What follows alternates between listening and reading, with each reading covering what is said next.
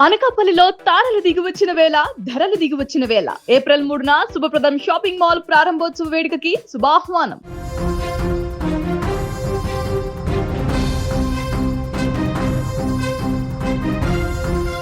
పశ్చిమాసియా రాజకీయ చదరంగంలో ఇప్పుడు అసలైన ఆట మొదలైంది.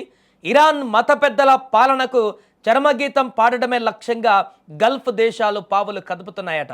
ఇన్నాళ్ళు తెర వెనుక ఉన్న వ్యూహాలు ఇప్పుడు బహిర్గతమవుతున్నాయి. అగ్రరాజ్యం అమెరికా అధ్యక్షుడు డొనాల్డ్ ట్రంప్ పైన గల్ఫ్ దేశాలు ఒత్తిడి పెంచుతున్న తీరు అంతర్జాతీయ సమాజాన్ని ఆశ్చర్యానికి గురిచేస్తుంది. ఇరాన్ పూర్తిగా మోకరిల్లే వరకు, అక్కడి పాలనా యంత్రాంగం కూలిపోయే వరకు యుద్ధాన్ని ఆపవద్దని Saudi Arabia, UAE, Kuwait, Bahrain వంటి దేశాలు ప్రైవేటు సంభాషణలలో చెప్పడం ఇప్పుడు పెను సంచలనంగా మారింది.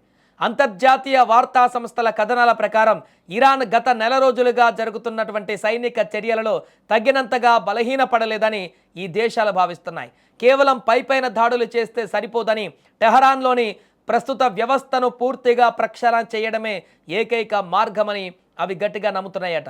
ఇరాన్ తన పట్టు కోల్పోకుండా, తన దూకుడును తగ్గించుకోకుండా యుద్ధాన్ని ముగించడం వల్ల భవిష్యత్తులో మరిన్ని ప్రమాదాలు పొంచి ఉంటాయని గల్ఫ్ దేశాలు ఆందోళన చెందుతున్నాయట.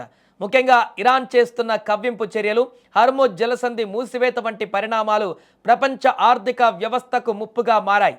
ఈ నేపథ్యంలోనే ట్రంప్ను కలిసిన ఆయా దేశాల ప్రతినిధులు ఇది ఒక చారిత్రాత్మక అవసరమని, ఇరాన్ అరాచక పాలనను అంతం చేయడానికి ఇదే సరైన సమయమని నొక్కి చెప్పారట.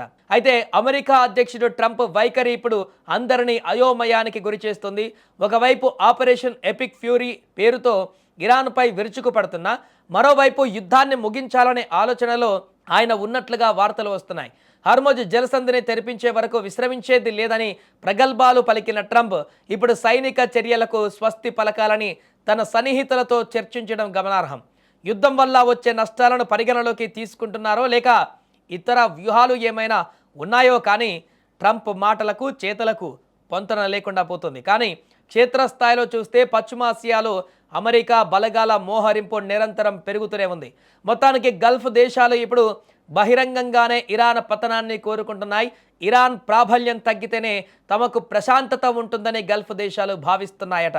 ఇజ్రాయెల్ కూడా అదే పంతాలో ఉంది. మరి ట్రంప్ గల్ఫ్ దేశాల కోరిక మేరకు ఇరాన్ గద్దెను దించుతారా, లేక అర్ధాంతరంగా యుద్ధాన్ని ఆపేసి ఇరాన్కు మళ్ళీ పుంజుకునేటువంటి అవకాశం ఇస్తారా అనేది వేచి చూడాలి.